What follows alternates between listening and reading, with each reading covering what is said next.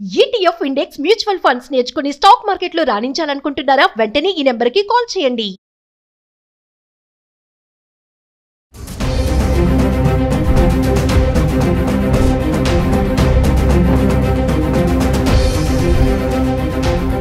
Hi hello నమస్తే, welcome back to Suman TV. ప్రస్తుతం మనతో పాటు ఉన్నారు certified astro business coach Javeria గారు. నమస్తే మ్యామ్. నమస్తే నవీన గారు. మేడం, ఇప్పుడు బంగారం ధరలో చూసుకుంటే మనం వెండి గురించి కూడా మాట్లాడుకున్నాం. బంగారం పక్క నుంచే వెండి వెళ్తుంది అనేసి చాలా మంది గోల్డ్కి ఇస్తారు ఇంపార్టెన్స్, వెండికి తక్కువ ఇస్తూ ఉంటారు. కానీ ఇప్పుడు చూసుకుంటే మరి వెండి 1,00,000 వరకు ఉంది కాబట్టి వెండికి కూడా ఇన్వెస్ట్మెంట్ పరంగా కూడా గోల్డ్ ఈటీఎఫ్, గోల్డ్ బాండ్స్ ఎలా ఉంటున్నాయో అలాగే వెండికి కూడా సిల్వర్ ఈటీఎఫ్స్, సిల్వర్ బాండ్స్ కూడా ఉంటాయని అంటారు. ఒకసారి ఈరోజు మన వీడియోలో సిల్వర్ ఈటీఎఫ్స్, సిల్వర్ బాండ్స్ గురించి మాట్లాడుకుందాం. నార్మల్ ఫిజికల్ గోల్డ్కి ఈటీఎఫ్కి డిఫరెన్స్ ఏంటి? ఈటీఎఫ్లో ఎందుకు మనము గోల్డ్ కొనుగోలు చేయాలి ఈటీఎఫ్ రూపంలో అనేది చాలా మంచి ప్రశ్న అనమాట. సో అసలు ఈటీఎఫ్ అంటే ఏంటి అంటే మనకు ఇంటర్నేషనల్ మార్కెట్ వైడ్ కూడా స్టాక్ ఎక్స్చేంజ్లో కొంతవరకు గోల్డ్, ఇప్పుడు సావరెన్ గోల్డ్ అనేది మీరు విని ఉంటారు. It's a purchasing digital gold అంటారు దానికి. సో ఇది కూడా ఒక రూపం అలాంటిది. సో ఈటీఎఫ్లో మనము అక్కడ పర్చేస్ చేస్తున్నాము అంటే లాభాలు ఏంటి అంటే విత్ ఇన్ జస్ట్ అంటే టుడే రేట్ ఇవాళ ప్రైస్ 81 రూపీస్కి 1 యూనిట్ కొనుగోలు చేసుకోవచ్చు. కానీ ఫిజికల్ గోల్డ్ అలా కాదనమాట. ఎందుకంటే మీరు 1 గ్రామ్ గోల్డ్ ఫిజికల్గా కొనాలి అన్నా కూడా 9,530 రూపీస్ ఇవాళ మీరు పెడితే అప్పుడు కానీ మీకు 1 గ్రామ్ గోల్డ్ రాదు. కానీ ఈటీఎఫ్లో అలా కాదు. ఎంత డిఫరెన్స్ ఉందో మీరు గమనించవచ్చు అనమాట. అంటే with in a small amount కూడా మనము గోల్డ్లో ఇన్వెస్ట్ చేయొచ్చు ఈటీఎఫ్ త్రూ. అండ్ తర్వాత ఫిజికల్ గోల్డ్ మనం కొంటున్నాము అంటే లాంగ్ రన్లో అంటే చాలా తక్కువ సమయం కాకుండా ఒక ఆల్మోస్ట్ 10 to 15 ఇయర్స్ వరకు ఇన్వెస్ట్మెంట్ పెట్టాలి అనుకుంటున్నాము అంటే ఖచ్చితంగా ఒక మంచి ప్రాఫిట్ రిటర్న్స్ అనేది చూస్తారు.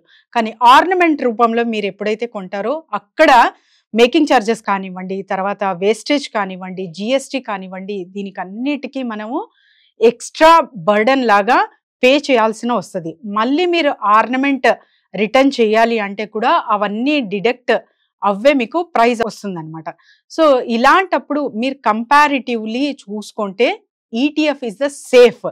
అండ్ ఇక్కడ ఫిజికల్ గోల్డ్ మీరు పర్చేస్ చేస్తున్నారంటే కూడా చాలా వరకు ఒక థ్రెట్ అనేది ఉంటుంది. సో మీరు లాకర్లో పెట్టినా కూడా రీసెంట్గా ఒక న్యూస్ వినింది ఏంటంటే లాకర్లో పెట్టిన గోల్డ్ కూడా థెఫ్ట్ అయింది. అంటే బ్యాంక్ రాబరీస్ కానివ్వండి, ఇన్ కేస్ అప్పుడప్పుడు ఎప్పుడు కాదు జరిగినా కూడా మీకు అది చాలా పెద్ద లాస్ కిందే వస్తుంది. కాబట్టి so safety matters allot. So అలాంటప్పుడు ఈటీఎఫ్ రూపంలో మీరు లాంగ్ రన్లో పెట్టుబడి పెట్టాలి గోల్డ్లో అనుకుంటే ఈటీఎఫ్ రూపంలో మీరు కొనుగోలు చేసుకుంటే చాలా మంచి బెనిఫిట్ అనేది చూస్తారు. మరి ఫిజికల్ గోల్డ్ ఎవరికి అండ్ ఎంత వరకు కొనొచ్చు అంటే ఎస్, మీరు సేఫ్ అండ్ సెక్యూర్గా ఉన్నారు అండ్ తర్వాత మీకు ఎటువంటి ఇప్పుడు ఇష్టంగా ఒక ఆర్నమెంట్ చేయించుకోవాలి అనుకుంటున్నారు వీళ్ళకందరికీ సూటబుల్. కానీ ఇన్వెస్ట్మెంట్ పర్పస్గా మీరు భావిస్తున్నారు అంటే ఈటీఎఫ్కి వెళ్ళడం చాలా బెస్ట్ థింగ్ అనమాట.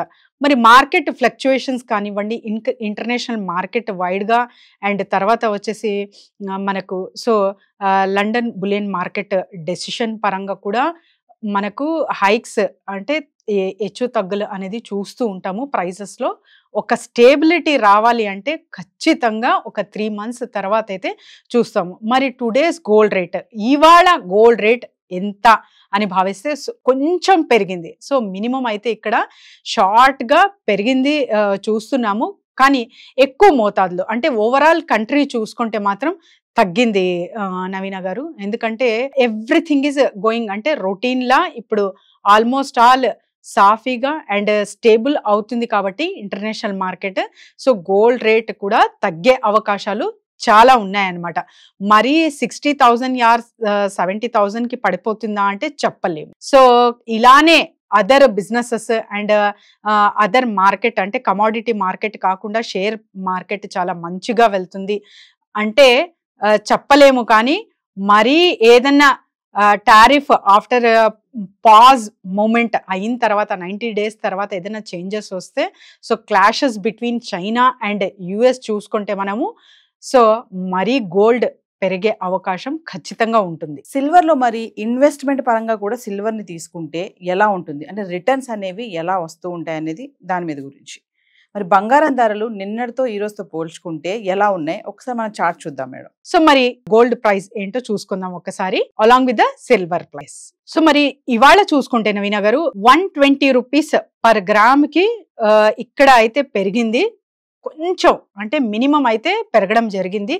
నిన్న రేట్ ఇవాళ రేట్ కంపేర్ చేసుకుంటే 9393 రూపీస్ ఉంటే ఇవాళ 9530 రూపీస్.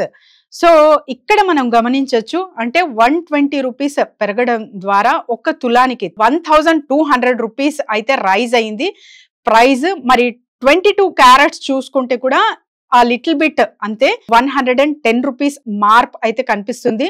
నిన్న రేట్ 8610 రూపీస్ అయితే ఇవాళ 8720 రూపీస్ ఉంది.